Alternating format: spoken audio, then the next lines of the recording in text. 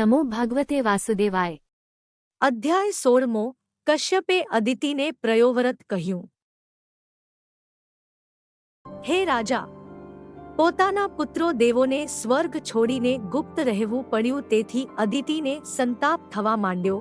કશ્યપે પોતાના પત્નીને ઉદાસ જોઈને પૂછ્યું, આપણા ઘરેથી સત્કાર પામ્યા વિના અતિથિઓ તો પાછા નથી ગયાને? ગૃહેષુ યેષ્વતિથ્યો નાર્ચિતાઃ સલિલૈર્પી યદિ નિર્યાન્તિ તે નૂનમ ફેરુરાજગૃહોપમાઃ। જેના ઘરે અતિથિઓને પાણી પણ ન મળે અને પાછા જાય તેના ઘર શિયાળના ઘર જેવા જાણવા। આપણા પુત્રો તો કુશળ છે ને? તમારું ચિત્ત મને વિકળ દેખાય છે। અદિતિ કહે છે, હે નાથ, તમારા પ્રતાપથી મારે કંઈ ન્યૂનતા નથી, પણ આપણા પુત્ર દેવોનું બળીએ સર્વ માટે તેમને સ્વર્ગ પાછું મળે તેમ કરો।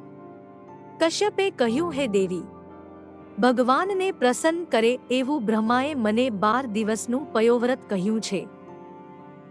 ફાગણ સુદમાં આ વ્રત કરીને ભગવાનની પૂજા કરવી, વ્રતને અંતે વિપ્રોને જમાડવા, 12 દિવસ સુધી કેવળ દૂધ પીને રહેવું, ખોટું બોલવું નહીં, હિંસા ન કરવી, ભગવાન અને જ્ઞાની પુરુષોની પૂજા કરવી, સત્પુરુષોને વસ્ત્રાદિનું દાન કરીને સંતોષવા, પછી પારણા કરવી।